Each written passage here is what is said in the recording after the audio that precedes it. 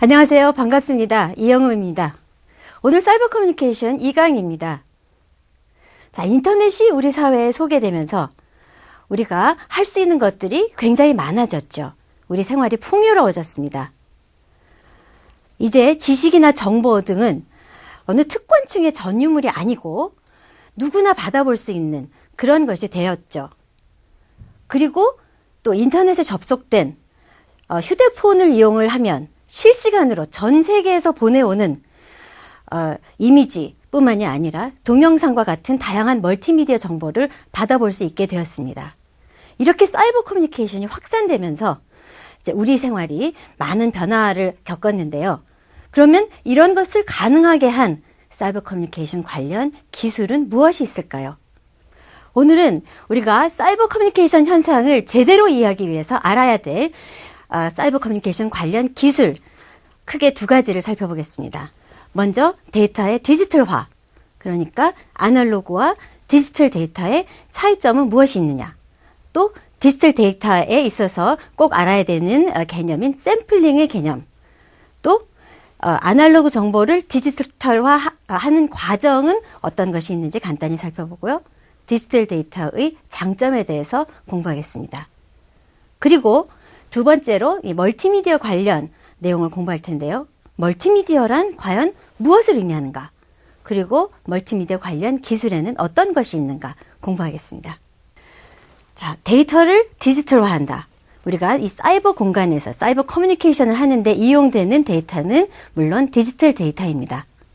이 디지털 데이터는 아날로그 정보와는 굉장히 다른 성격을 지니는데요. 아날로그 정보는 자연의 상태에서 연속적으로 존재하는 그런 정보이고 우리가 인식할 수 있는 정보이고, 디지털 데이터는 0과 1이라는 숫자로 되어 있는 정보입니다. 그러니까 사진, 책과 같은 것은 아날로그 정보이고 이것을 0과 1이라는 숫자로 표현을 해서 컴퓨터 파일로 저장한 것이 바로 디지털 데이터인 것이죠. 그래서 이 파일을 인쇄를 하게 되면 출력물은 우리가 알아볼 수 있는 아날로그 형태로 변환이 된 것이고요. 이것을 이 파일로 컴퓨터 안에 저장을 한다면 그것은 디지털 데이터로 저장을 하는 것이 됩니다. 자, 그런데 그러면 이 아날로그 정보를 어떻게 숫자화를 하느냐? 여기에 있어서 우리가 꼭 알아야 될 개념이 바로 샘플링입니다. 아날로그 정보는 연속적으로 존재를 하는데 디지털 정보는 그것을 숫자화를 해야 되죠. 그래서 그러기 위해서는 그 아날로그 상태에서 존재하는 정보를 분절을 해서 그러니까 이 아날로그 정보를 완전하게 다 디지털화하는 것이 아니라 분절을 해서 일부의 정보만 일정한 단위로 나누어서 부분적으로 측정을 해서 그 부분마다 숫자를 할당하는 그런 원리를 이용을 합니다. 그러니까 이렇게 아날로그 정보를 디지털화 할 때는 샘플링을 얼마나 자주 하느냐에 따라서 이 원래의 정보가 얼마나 더 세밀하게 나타나지느냐 하는 것이 결정이 되겠죠. 그러면 이것을 조금 더 이해하기 위해서 이 아날로그 정보의 디지털화 과정에 대해서 또 간단히 살펴보겠습니다. 아날로그 정보는 자연의 상태에서 존재하는 것을 그냥 그대로 담기만 하면 됩니다. 사진으로 그냥 찍으면 인화하기 전에 그 필름에서 보면 사람의 모습이 보입니다. 그렇지만 디지털 정보는 이것을 부호화하는 과정을 거쳐야 됩니다. 이것을 이제 우리가 문자, 사운드, 이미지 등을 디지털화하는 과정을 간단하게 살펴보면서 이 원리를 좀 더 이해를 해보죠. 자, 먼저 사운드. 우리가 자연의 상태에서 존재하는 소리는 그 파형이죠. 공기의 진동입니다. 그렇죠? 그러니까 이 파형을 우리의 귀가 받아서 우리의 귀가 그것을 인식을 하는 것이죠. 우리가 이것을 디지털화한다는 것은 이 파형을 제대로 표현을 할 수 있어야 된다는 겁니다. 그래서 이 파형을 이제 우리가 주기와 1초 동안에 발생하는 주기의 수, 그리고 진폭을 이제 기준으로 해서 우리가 이 파형을 제대로 표현하기 위해서는 그 파형의 부분을 우리가 측정을 해야 되겠죠. 그래서 측정을 해서 측정을 한다는 것은 그 파형의 높이를 측정을 한다는 것입니다.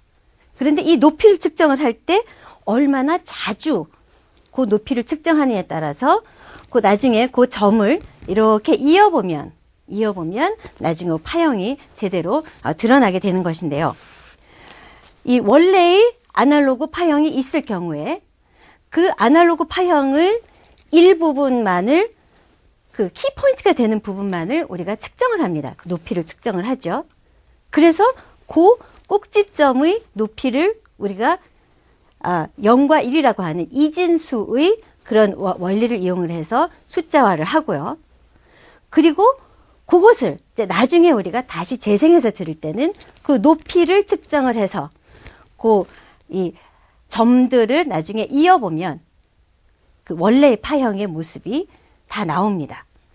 만약 우리가 그 측정을 할 때 최소한 그 파형의 높은 부분, 고점과 저점을 제대로 측정을 해준다면 파형이 제대로 나오겠지만 조금 더 띄엄띄엄해서 저점과 고점을 제대로 측정을 못한다면 파형이 제대로 안 나오겠죠.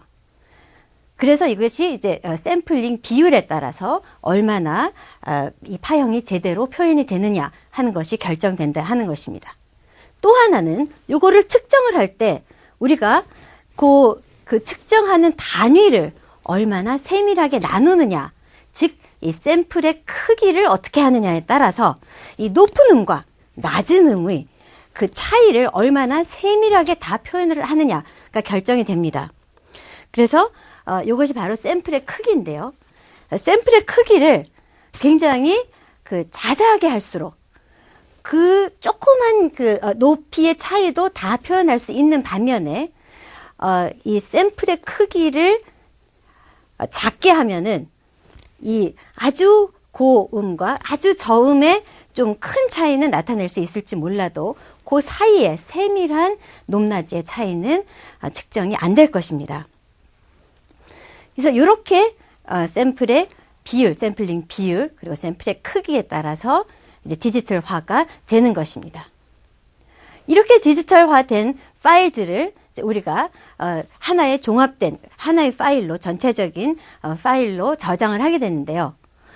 이러한 그 원리에 의해서 변화된 것들을 어떠한 또 원리에 의해서 압축을 해서 저장하느냐에 따라서 파일의 종류가 달라집니다.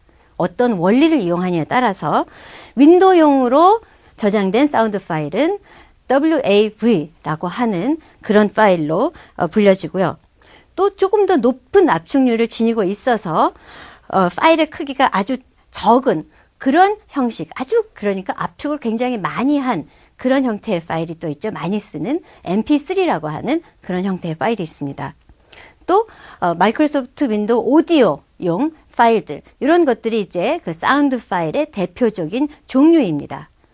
그러니까 샘플링을 해서 디지털화를 하되 이것을 어떠한 형식으로 저장하느냐에 따라서 또 어떤 환경에서 사용할 수 있느냐가 달라지는 것이죠. 이미지의 디지털화도 역시 비슷한 그런 원리를 지닙니다. 우리가 보통 보는 디지털 이미지는 이 점의 집합으로 된 그런 이미지죠. 크게 이제 그래픽에는 비트맵 방식의 이미지와 벡터 방식의 그래픽으로 이제 나누어지는데요. 우리가 일반적으로 많이 사용하는 이미지의 종류는 바로 비트맵 형식의 이미지입니다. 그러니까 점의 집합으로 이루어지는 것이죠.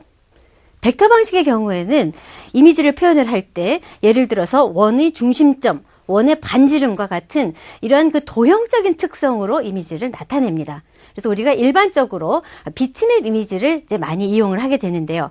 이런 비트맵 이미지를 디지털화하는 과정을 살펴보면 이 자연에 연속적으로 존재하는 그런 이미지를 일정한 단위로 나눕니다. 지금 이제 이미지를 보시면 사람의 얼굴이죠. 얼굴이 있는데요. 이 얼굴을 아무리 자세하게 나누어도 그 점 하나 안에는 여러 가지 색상이 아마 들어있을 겁니다. 그런데 지금 보시듯이 자세히 살펴보시면 이것을 확대를 해보면 이 이미지가 하나하나의 네모난 점의 집합, 픽셀의 집합으로 되어 있다 하는 것이 보이는데요. 이렇게 하나하나의 픽셀을 보시면 색상이 하나입니다. 왜냐하면 그 일정한 단위로 나눠서 거기에 숫자를 하나를 할당하기 때문이죠. 이렇게 해서 우리가 그 픽셀로 나누어서 그 픽셀 하나하나당 색상 코드를 부여하게 되는 것이 바로 이미지를 디지털화하는 과정입니다. 그래서 이것을 또 얼마나 자세하게 나누느냐, 샘플링 비율이죠. 에 따라서 그 이미지가 얼마나 세밀하게 나타나지느냐가 달라집니다. 그래서 우리가 핸드폰으로 보는 동영상 굉장히 화질이 안 좋죠. 또 이 HD로 보는 이 텔레비전 화면 굉장히 화면이 선명합니다. 뭐가 이렇게 다르죠? 바로 샘플링 비율이 다른 겁니다. 이 핸드폰으로 보는 동영상, 또 UCC로 나타나는 동영상들은 뭔가 화질이 안 좋습니다. 그만큼 그 단위를 나눌 때 굉장히 큼직큼직한 단위로 나눈 것이고요. 이 HD 화질로 나타낸 동영상은 굉장히 세밀하게 나타낸 것입니다. 이미지에 있어서 또 아까 그 사운드와 비슷하게 이 하나하나의 그 픽셀에 숫자를 부여를 하는데 이것을 또 얼마나 자세하게 나누어서 코드를 부여하느냐. 간단히 말해서 이것을 코드를 부여하는데 0과 1로만 나누어서 한다. 그러면 이 픽셀 하나에 줄 수 있는 색상은 검정색과 흰색밖에 없습니다. 그런데 지금 보시듯이 이렇게 세밀한 단위로 나누어서 그 하나하나마다의 별도의 코드를 부여하게 된다면 우리가 보통 256 컬러, 65,000 컬러 이런 얘기를 하죠. 65,000 컬러는 256 컬러보다는 훨씬 더 세밀한 단위로 나누어서 그 많은 숫자를 이용을 해서 그 코드를 부여를 하는 겁니다. 그래서 그것이 바로 그래픽 그 샘플의 크기이죠. 그래서 샘플 비율이 커질수록 굉장히 선명해지고 샘플의 크기가 많아질수록 사용할 수 있는 색상이 많아진다 하는 것을 아시면 되는데요. 이렇게 디지털화한 이미지 역시 또 어떠한 방식을 이용을 해서 압축을 하느냐에 따라서 굉장히 다양한 형태의 파일로 나뉩니다. 뭐 인터넷 사용하시면서 뭐 BMP 파일이니 GIF 파일이니 JPG 파일이니 들어보셨을 겁니다. 자, 이렇게 보시면 BMP 파일 같은 경우는 윈도우 초기부터 지원했던 그래픽 포맷이고요. 무슨 압축을 안 하기 때문에 BMP로 저장된 파일은 크기가 큽니다. 그리고 일반적으로 초기 윈도우에서 광범위하게 이용이 됐습니다. GIF 파일이라고 하는 것은 이제 통신이 발달을 하면서 아직 통신 속도가 초고속이 되기 이전에 이미지를 전송을 하려면 이미지 파일이 워낙 크기 때문에 전송이 잘 안 됐습니다. 그래서 굉장히 압축을 많이 한 그런 파일입니다. 그리고 또 파일의 크기를 적게 하기 위해서 사용하는 색상도 256개의 색상만 사용한 그러한 형태의 파일입니다. WMF라고 하는 파일은 이 윈도우에서 기본적으로 지원하는 형식이고요. 또 이 비트맵뿐만이 아니라 아까 그 약간 도형적인 정보를 저장한다고 하는 벡터 형식의 포맷도 지원할 수 있습니다. 가장 많이 이용되는 대표적인 파일 중에 하나가 JPG 파일일 텐데요. 이것은 전문 사진 작가 협회인 Joint Photographers Expert Group, JPEG라고 하는 그룹에서 지정한 압축 방식입니다. 그래서 비록 이 원래 정보의 일부를 조금은 잃어버리는 손실 압축 기법을 이용하기는 하지만 화질이 굉장히 선명합니다. 그래서 인터넷에서 그 파일의 크기가 그렇게 크지도 않으면서도 굉장히 선명한 그러한 이미지를 제공하는 형식으로 많이 이용이 됩니다. 뭐 이것 이외에도 뭐 PNG니 굉장히 다양한 형식들이 있는데요. 이런 것처럼 이렇게 디지털화를 한 다음에 특정한 방식을 이용을 해서 압축을 하는 이제 그런 과정을 거치게 됩니다. 동영상을 디지털화할 때 이미지의 디지털화와 또 비슷하다고 생각을 하셔야 되는데 동영상의 경우에는 1초당 텔레비전의 경우에는 30개의 프레임, 영화의 경우에는 24개의 프레임. 이제 그게 기본적인 그런 형식이죠. 그래서 굉장히 많은 양의 정보를 디지털화해야 됩니다. 그래서 동영상의 경우에 있어서 가장 굉장히 중요하게 생각되는 부분이 바로 압축입니다. 그래서 동영상의 경우는 어떠한 압축 방법을 이용했느냐에 따라서 이 동영상이 굉장히 효율적이기도 하고 효율적이지 않기도 하는데요.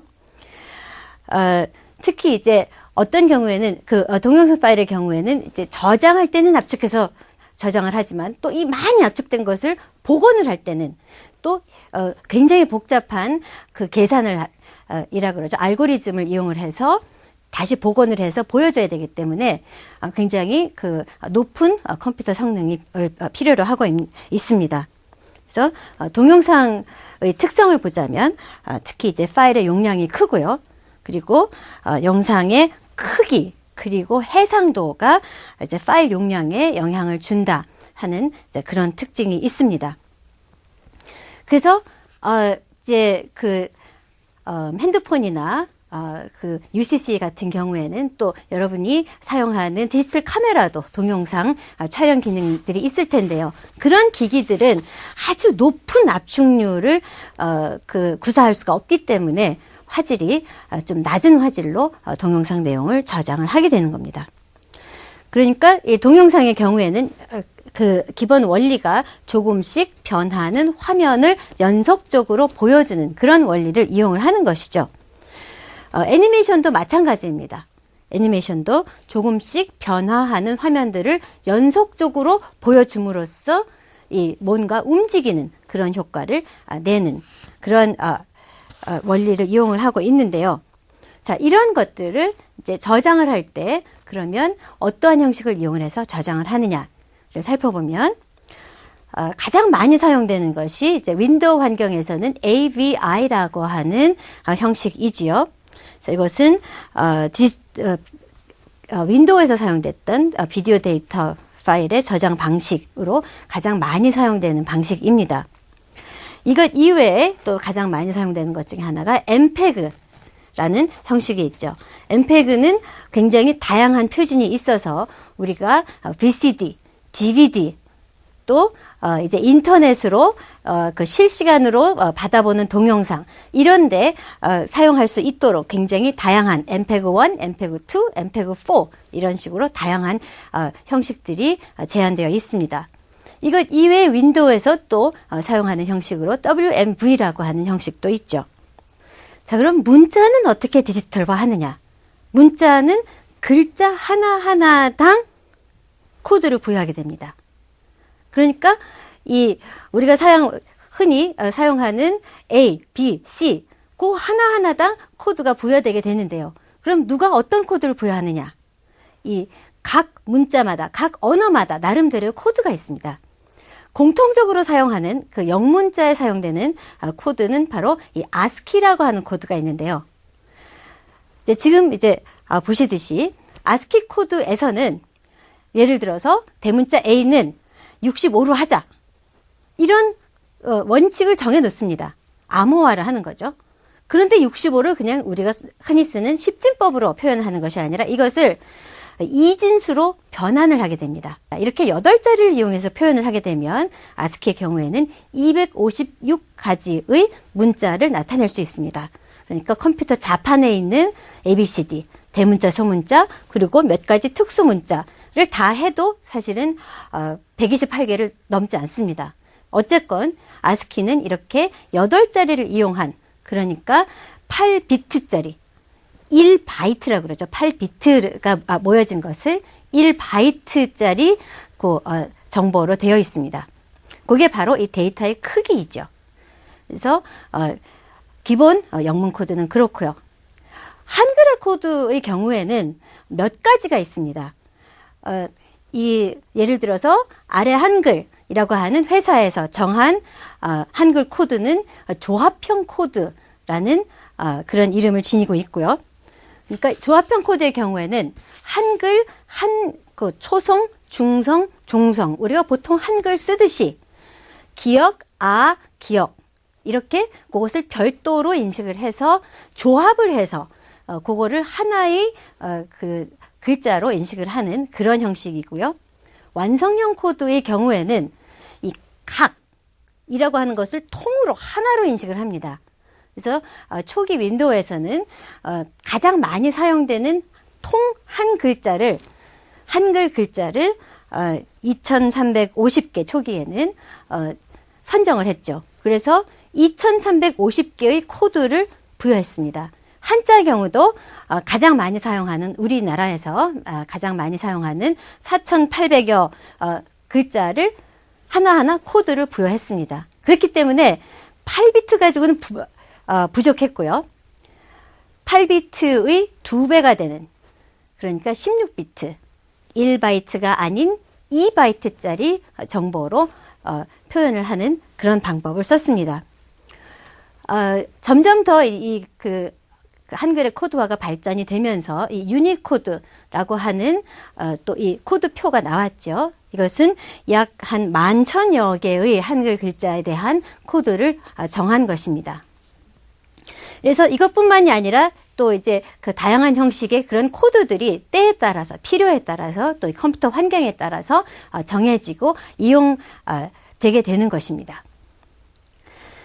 자, 이렇게 우리가 이 아날로그 정보를 디지털화하는 그 과정에 대해서 간단하게 설명을 했는데요. 뭐 구체적으로 여러분이 너무 그 하나하나의 개념이 너무 어렵다라고 생각하시지 마시고, 이렇게 아날로그 상태에서 연속적으로 인간이 인식하는 상태에 있는 그런 정보를 숫자로 변환을 하기 위해서는 분절을 한다. 분절을 할 때, 문자는 샘플링 비율에 상관이 없겠지만 사운드나 이미지 같은 경우는 이거를 얼마나 세밀하게 분절하느냐에 따라서 소리가 얼마나 정말 이렇게 세밀하게 다 나타나지느냐, 또 이미지가 얼마나 선명하게 나타나느냐 하는 것이 결정된다라고 이해를 하시면 됩니다. 그래서 이제 여러분이 이런 그 사이버 공간에서 다양한 정보를 이용을 하실 때, 이거는 충분하게 샘플링을 안 한 것이구나. HD 화면 샘플링 아주 굉장히 큰 비율로 한 것이구나. 진짜 파일 사이즈 크겠다. 그 정도로만 인식을 하시면 되는 것이죠. 그러면 디지털 데이터의 장점은 무엇이 있느냐? 우리가 왜 아날로그 형태로 정보를 제공을 안 하고 디지털 형태로 제공을 하느냐 하는 것을 살펴보겠습니다. 디지털 데이터의 장점으로 데이터를 저장을 하고 전달을 하는데 굉장히 안정성이 있다라는 특징이 있습니다. 아까 우리가 십진법으로 표현을 하는 것이 아니라 0과 1이라고 하는 이진수의 그런 원리를 이용을 해서 표현을 한다라고 얘기를 했습니다. 그러니까 0과 1이라고 하는 것은 표현을 할 때 우리가 어떤 전자적 진동으로 표현을 한다든지 어떤 빛으로 표현을 한다든지 했을 때 이것이 있고 없고 아주 뚜렷한 차이가 있습니다. 그래서 데이터에 오류가 거의 없는 것이죠. 전달이 됐다 하면 이것은 0은 0이고 1은 1입니다. 대신 아날로그 사진, 시간이 지나면 바래죠. 누렇게 바랍니다. 이것이 변형이 되는데요. 이 0과 1로 된 신호는 그것이 살아있기만 하면 100년이 지난 뒤에도 하얀 색상은 새하얗게 그대로 다시 표현이 된다. 검정색은 새까맣게 그대로 다시 표현이 된다 하는 그런 장점이 있습니다.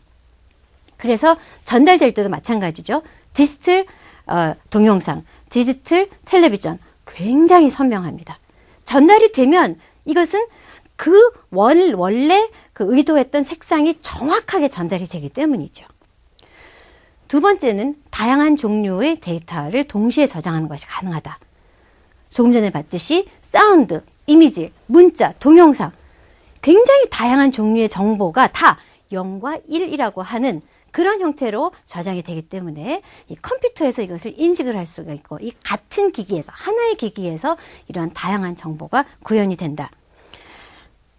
라는 그런 장점이 있습니다. 또 세 번째 장점으로는 이 컴퓨터의 처리 기능을 이용할 수 있다 하는 그런 점이 있습니다.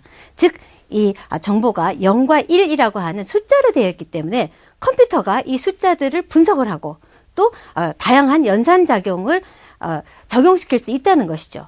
그래서 여러분이 이미지, 포토샵 같은 그런 프로그램으로 이미지 편집을 할 때 마우스 클릭 하나만으로 색상을 전체적으로 변환을 시킬 수도 있고 또 일부분을 통째로 드러낼 수도 있습니다. 그런 그 컴퓨터의 똑똑한 기능을 이용을 해서 이 정보를 다양한 형태로 가공하는 것이 가능하다라는 특징이 있고요. 네 번째는 이 쌍방향 데이터를 만드는 것이 가능하다라는 특징이 또 있죠. 그러니까 0과 1이라고 하는 숫자로 되어 있고 이것을 지능이 있는 이 컴퓨터라는 기기가 또 처리를 할 수가 있기 때문에 예를 들어서 일정 부분에서 이 사용자의 명령을 기다린다든지 사용자가 그 일부분을 또 그 컨트롤을 할 수 있게 조절을 할 수 있게 해준다든지 하는 그런 기능을 부여할 수가 있습니다. 이런 것들은 아날로그 정보에서는 가능하지 않은 그런 기능들이죠. 그래서 요즘에 디지털 데이터가 이렇게 각광을 받고 있는 것입니다.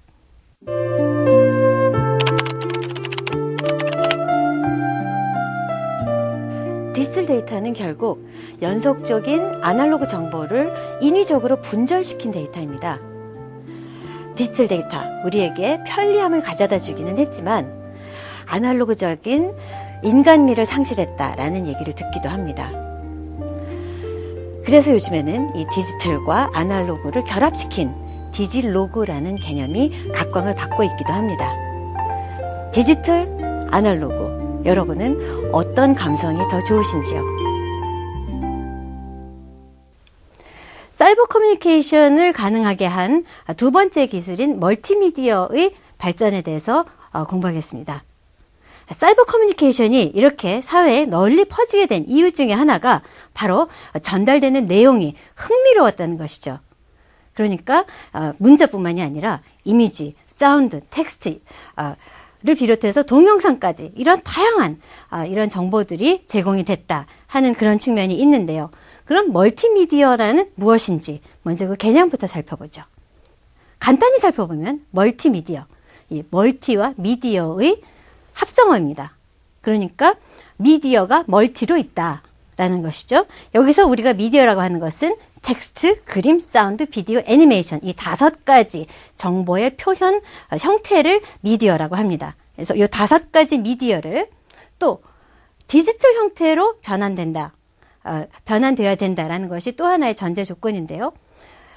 바로 이런 것 때문에 우리가 옛날에 아날로그 텔레비전의 경우에 문자도 있고 동영상도 있고 뭐 사운드도 있고 이거 멀티미디어 아니냐라고 얘기하시는 분들이 계시는데 아닙니다.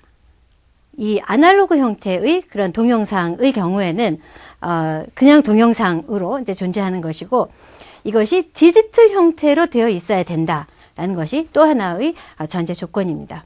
그래서 그렇기 때문에 조금 전에 살펴봤듯이 우리가 컴퓨터를 이용을 해서 상호작용, 그러니까 인터랙티비티, 이 대화 기능이라고도 하는데요. 이 컴퓨터의 처리 기능을 이용을 해서 대화 기능까지 제공을 할 수 있어야 된다 하는 것이 이 멀티미디어의 정의입니다. 그러니까 여러분이 그냥 단순히 앉아서 보기만 하는 동영상은 멀티미디어가 아니고요.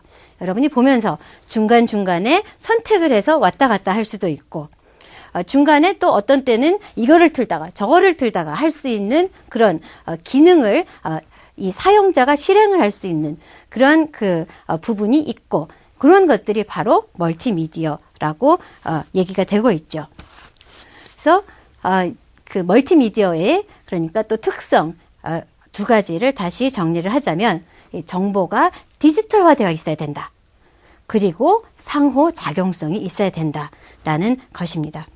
자, 그럼 이러한 멀티미디어 기술을 발전하게 한 여러 가지 또 추가적인 기술 요인들이 있는데요. 어떤 것들이 있는지 살펴보죠. 먼저 가장 그 중요하게 들 수 있는 것은 이 컴퓨터 성능의 향상입니다. 초기에 최초의 컴퓨터 1945년에 개발된 미국의 에커트라는 사람에 의해서 개발된 애니악이라고 하는 컴퓨터였죠. 이 컴퓨터의 크기를 보면 어마어마합니다. 약 18,000여 개의 진공관으로 되어 있었고요. 그야말로 방 하나를 가득 메운 그런 컴퓨터였습니다. 그런데 성능은 지금의 PC에, 지금 여러분이 집에서 사용하고 계신 그 PC의 몇 분의 1 정도 수준밖에 안 되는 그런 성능을 지니고 있었죠. 그만큼 지난 몇십 년 동안 컴퓨터는 놀라운 발전을 했습니다. 인텔의 창업자인 고든 무어라는 사람이 이러한 그 컴퓨터의 빠른 발전을 들어서 1965년에 무어의 법칙을 주장을 했는데요. 그러니까 이 컴퓨터가 이 처리하는 그 능력이, 그러니까 컴퓨터 이 마이크로칩의 성능이 매년 2배씩 증가한다라고 했습니다. 그래서 이것을 우리가 무어의 법칙이라고 합니다. 그러니까 이 사이버 커뮤니케이션을 가능하게 한 가장 중요한 기술, 즉 컴퓨터의 발전이다. 컴퓨터 성능의 발전이다 라고 얘기할 수 있습니다. 두 번째는 광매체의 발전입니다. 자, 광매체, 우리가 흔하게 CD 또는 DVD라고 부르는 그런 그 디스크이죠. 광매체가 왜 멀티미디어 발전에 기여를 했느냐? 광매체가 개발됐을 당시 1980년대 후반, 1990년도 초반에는 이 일반 컴퓨터의 저장 성능이 굉장히 제한적이었습니다. 기껏해야 몇백 메가바이트 정도의 저장 능력을 지니고 있었는데요. 이 광매체가 개발이 됨으로 해서 아주 저렴한 가격에 대용량의 정보를 손쉽게 저장을 해서 배포를 할 수 있었다라는 측면에서 이 멀티미디어 내용물의 급격한 발전을 초래했습니다. 그래서 이 광매체는 기본적으로 오디오 CD부터 시작을 했죠. 그래서 CD-ROM의 형태로 발전이 됐고 또 그 저장 공간 용량이 훨씬 더 많이 늘어나면서 DVD의 형태로까지 발전이 돼서 보급이 되고 있습니다. 일반적으로 CD-ROM이라고 하는 CD의 경우에는 저장 공간이 650메가바이트에서 뭐 700메가바이트 내외의 용량을 지니고 있죠. 그렇지만 이것에 비해서 DVD라고 하는 광매체의 경우에는 그 데이터를 저장하는 방식이 훨씬 더 효율적이라서 일반적으로 약 4기가바이트 이상, 이 양쪽 면을 다 썼을 경우에는 8기가바이트 이상의 데이터, 또 최대 17기가바이트까지 저장할 수 있는 그런 기술이 개발됐습니다. 650메가바이트. 신문으로 봤을 땐 약 23만 장에 해당된다라고 얘기를 하기도 합니다. 그래서 이렇게 이 광매체가 발전함으로 해서 굉장히 흥미로운 다양한 이미지뿐만이 아니라 동영상도 널리 보급이 될 수가 있었다 하는 그런 점이 있습니다. 세 번째로 영상 압축 기술이 발전했다 하는 것이 있습니다. 우리가 그 이미지 또는 동영상의 디지털화를 얘기를 하면서 그 이미지나 특히 동영상의 경우에는 이 파일의 용량이 굉장히 크다라는 얘기를 했습니다. 그런데 이런 것들을 이제 컴퓨터가 제대로 저장을 하고 다시 이제 복원을 하려면 이 내용물을 효율적으로 압축을 해서 저장을 했다가 또 필요할 때 효율적으로 또 다시 복원을 시킬 수 있는 그런 기술이 있어야 됩니다. 바로 이러한 기술들이 점점 더 많이 발전함으로 해서 이 광매체를 통한 그런 보급뿐만이 아니라 일반 PC에서도 동영상이 재생 가능해졌고 뿐만이 아니라 이제는 네트워크를 통해서도 동영상을 전송하는 그러한 기술들이 점점 더 많이 발달을 하고 있습니다. 그래서 여러분이 이제는 휴대폰을 통해서도 동영상을 받아볼 수 있는 그런 상황에까지 오게 된 겁니다. 이런 것들이 바로 이 영상 압축 기술의 발전이 있었기 때문에 가능해진 그런 상황이 되겠습니다. 영상 압축 기술의 대표적인 압축 기법, 우리가 그 동영상의 디지털화를 얘기를 할 때 언급했던 그런 기법들이죠. 그러니까 이미지의 경우에는 대표적인 압축 기법이 바로 이미지의 대표적인 형식이라고 할 수 있는 JPG, JPEG라고 하는 형식이고요. 비디오의 경우에는 그 MPG, MPEG라고 불리우는 그런 형식이 가장 대표적인 그 압축 기법을 이용한 동영상 형식이라고 얘기를 할 수가 있습니다. 사운드의 경우에는 MP3라고 하는 형태가 존재하죠. 자, 여러분 많이 들어보신 이런 형태들입니다. 이런 것들이 바로 이러한 그 다양한 압축 기법들이 영상을 비롯한 이 사운드까지 압축 기법들이 발달했기 때문에 가능해진 것이었습니다. 이런 것들이 가능하지 않았다면 그 네트워크 전송이나 이런 것들이 가능하지 않았겠죠. 네 번째, 하이퍼미디어가 보급됐다라는 것이 또 하나의 그런 기술적인 요인인데요. 자, 하이퍼미디어가 무엇이냐? 하이퍼미디어는 하이퍼가 뭐죠? 뭐를 초월한, 뛰어넘는 이라는 의미를 지니고 있는 용어입니다. 그러니까 어떤 정보가 있다고 하더라도 그 정보에는 곧 우리가 보는 텍스트뿐만이 아니라 그 정보를 뛰어넘는 동영상 파일과도 링크되어 있고 이미지 파일도 불러오고 사운드 파일도 재생을 해서 배경음악도 들려주고 할 수 있는 그런 기능을 가진 문서들이 개발이 됐다라는 것입니다. 바로 여러분이 많이 사용하시는 인터넷의 웹 서비스들이 바로 이런 그 하이퍼 미디어 또는 하이퍼 그 텍스트에 기인한 그런 문서들이죠. 그렇기 때문에 인터넷에 요즘 이렇게 다양한 그 정보들이 제공이 되고 있는 것입니다.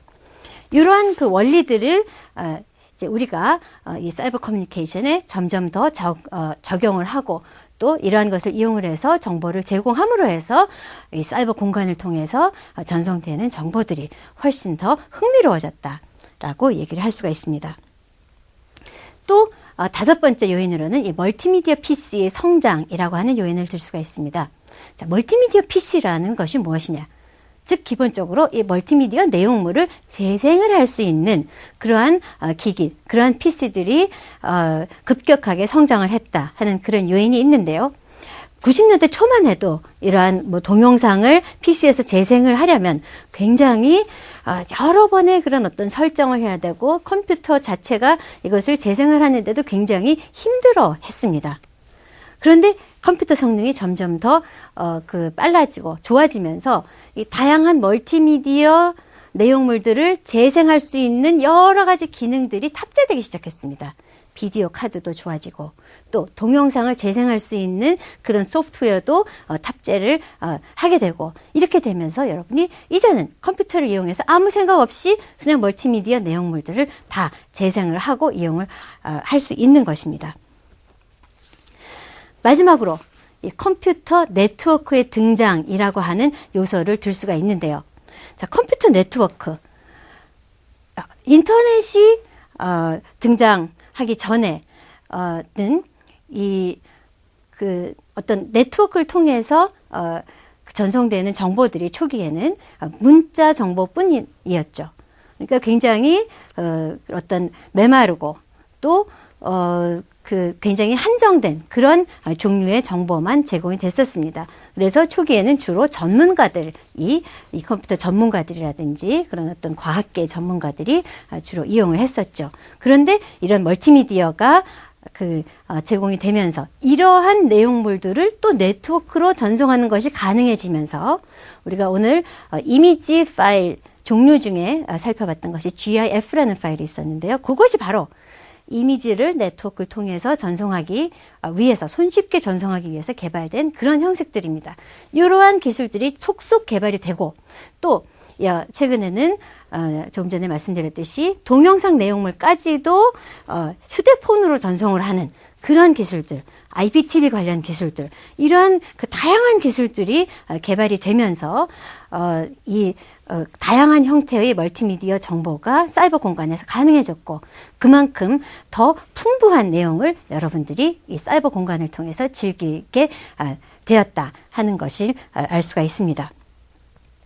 그래서 이러한 그 다양한 이 멀티미디어 기술의 발전에 영향을 준 요소들을 살펴봤는데요.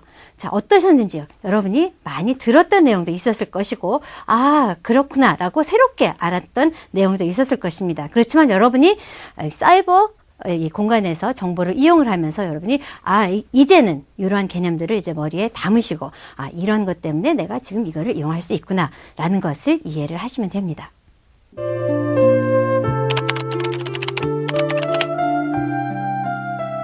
멀티미디어가 발달하면서 다양한 IT 기기들이 생겨나고 있습니다. 국내에 아이폰이라는 기기가 소개가 되면서 이 아이폰을 모르면 대화에 끼지도 못할 정도로 이 디지털 기기는 이제 이 나를 대변하는 그런 매체가 되었습니다. 그런데 이렇게 편리함을 위해서 사용하는 IT 기기가 때로는 우리의 삶을 구속하기도 합니다. 여러분의 삶은 어떻습니까?